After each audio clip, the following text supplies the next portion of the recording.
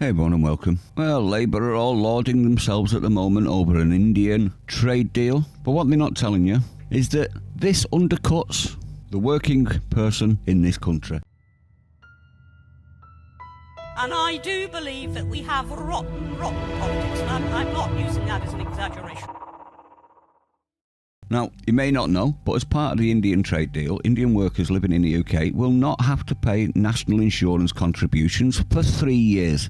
British companies are also exempt from paying employer national insurance contributions, which basically means that any employer would effectively save £500 per employee if they just hire Indians. We see where there's a problem. Now, this was brought to my attention by Rupert Lowe, and he's been doing some great work. He's written to the Chancellor, asking for the rationale behind the bizarre and insulting decision. Here's the letter. Dear Chancellor, I'm writing to request urgent clarification regarding the reported clause within the UK-India trade agreement which will exempt Indian nationals temporarily living and working in the UK from paying national insurance contributions for up to 3 years. It raises serious questions about fairness, transparency and fiscal responsibility. At a time when British workers and businesses are facing increased national insurance contributions and mounting tax burdens due to your decisions, it is astonishing that, it's not astonishing for me, I saw this coming a mile off, that the government would agree to exempt foreign nationals from paying their fair share.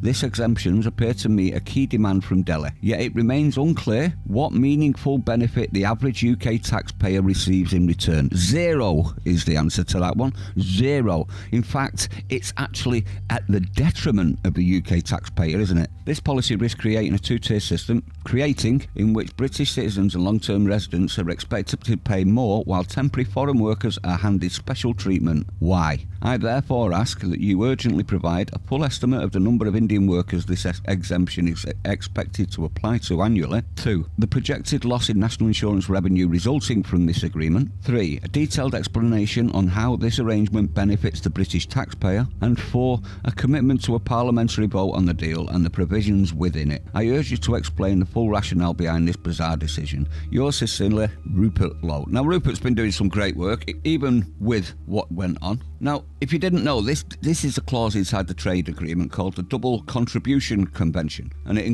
ensures that short-term visa workers don't pay social security contributions in India and in the UK. How many people are going to India, everyone? It's all one-way traffic, this, isn't it? Now, that basically means that anyone coming from India for 3 years will be a net drain, not a net contributor, no matter how skilled they are. Absolutely ridiculous. And if you think about it, it also allows them to use our free at the point of service things like NHS, dentistry, healthcare. Now, all of these things should be exempt as well, should they not? If they're not paying and contributing to our system, why should they benefit from our system? Now, I would have actually added that because this is a glaring one, isn't it? They're going to be able to get our free stuff that isn't free that we pay for in advance for free, actually for free, without paying anything in advance. Absolutely disgusting. And Labour have got the cheek to be lauding this like it's a benefit for the country.